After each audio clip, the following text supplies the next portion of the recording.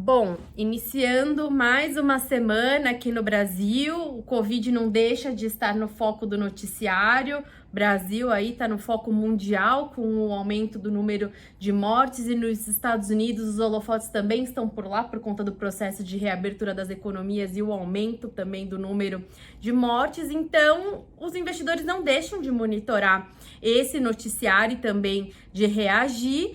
Esse é o pano de fundo do mercado internacional, que em alguns momentos tenta se agarrar em alguns indicadores de atividade econômica com essa perspectiva um pouco mais positiva. Então, a gente tem alguns indicadores para serem divulgados ao longo da semana, os PMIs nos Estados Unidos, enfim, se trouxeram um resultado um pouco melhor, lógico que também traz otimismo para o mercado. No Brasil, a gente tem na terça-feira a ata do Copom, onde o mercado vai buscar alguma sinalização sobre a possibilidade da taxa Selic cair abaixo dos 2%. O mercado está um pouco dividido em relação a isso, porque por um lado a gente tem o cenário inflacionário que beneficia essa Selic cair para abaixo dos 2%, por outro a gente tem uma preocupação com o cenário fiscal e inclusive toda essa pauta política que está em cena no mercado brasileiro, porque a gente tem essa possibilidade da postergação do auxílio emergencial e isso traz alguma apreensão por conta aí do orçamento que não tem muito espaço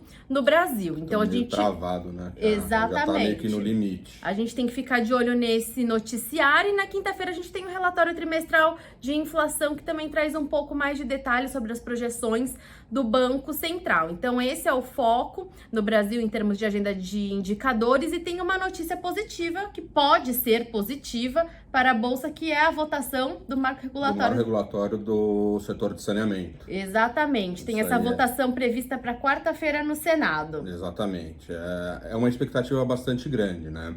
Só retornando um pouquinho, acho que o mercado, como você disse, ele está se apegando aí nesse otimismo de reabertura das economias, obviamente de olho na contínua crescente dos casos de Covid nas economias que já foram abertas, para saber como estão sendo lidados.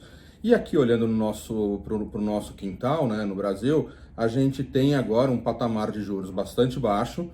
Vamos esperar a ata para saber se essa foi a última redução ou vamos continuar tendo mais reduções. O mercado ainda aposta em mais reduções, mas acho que em cima disso daí a gente tem que começar já a se posicionar. Exato. Dado que a renda fixa, vamos chamar assim, tá com um rendimento bastante baixo agora no momento, de 2,25, né? Exatamente. A Selic, enfim, caindo mais ou não, é uma realidade, essa taxa de juros baixo por um período extenso, por conta, né, do arrefecimento da atividade econômica. A nova realidade é uma taxa de juros mais baixa, seja nesse patamar dos 2,25 ou seja abaixo.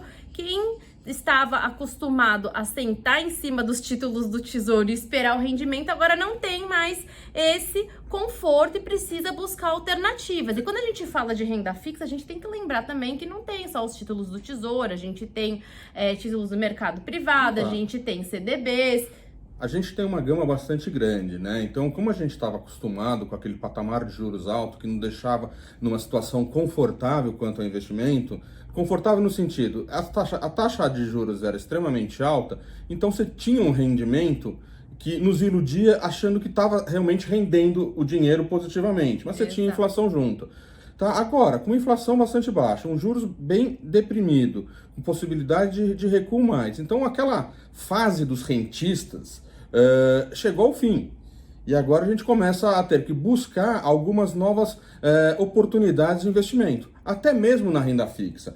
Aquele padrãozão, talvez um CDB, que seria um título extremamente seguro por conta do FGC, já passa a não fazer tanta diferença num portfólio.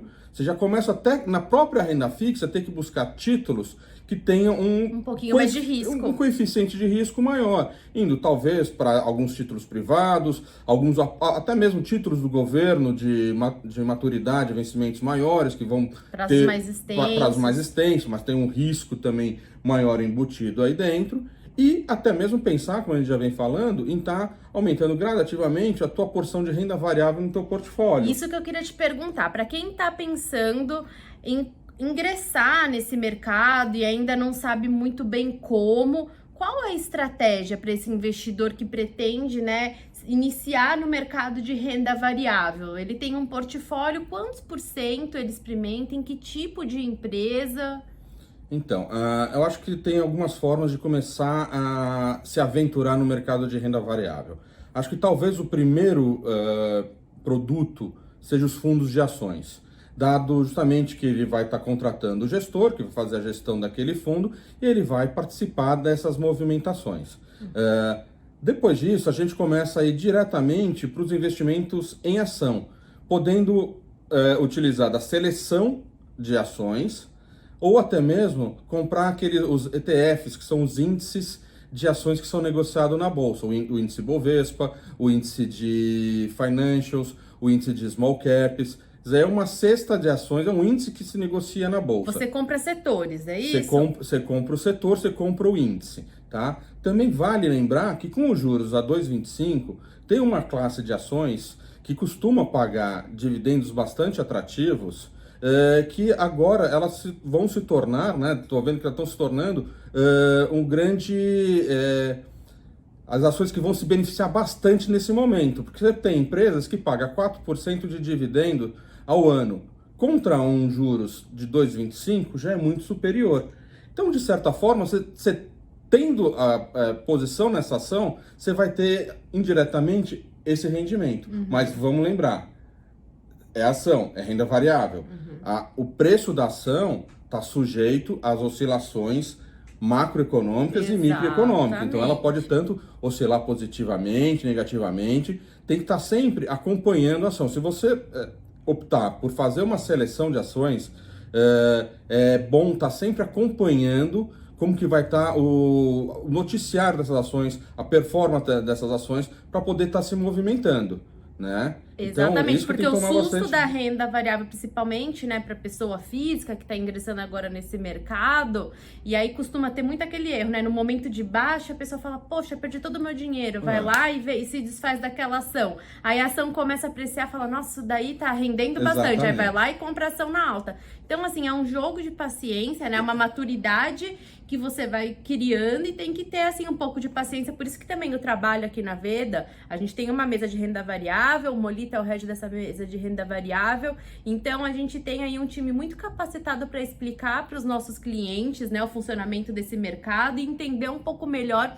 essas oportunidades, certo? Exatamente. Então, ter isso em mente, tá? Investimento em ações é um investimento de médio e longo prazo e, acima de tudo, tem que estar adequado com o teu perfil de investidor, o quanto de risco você é capaz de assumir. Exato. Então isso não é uma receita de bolo, vai de cada indivíduo que sabe. Então, se você é iniciante, começa com uma porção pequena do teu portfólio, 5%, e vai aumentando gradativamente à medida que você vai se sentindo confortável com as oscilações que esse produto vai trazer para sua carteira, para os seus investimentos. Exatamente. A gente tem que buscar realmente estratégia nesses produtos. Renda variável acaba ficando aí, tem os holofotes do mercado, com todo esse discurso que a gente vê agora com a Selic em 2,25. Se você descontar a taxa de administração, se você descontar imposto de renda, você vai ter um rendimento negativo, de repente compensa deixar na poupança. Então, assim, o noticiário,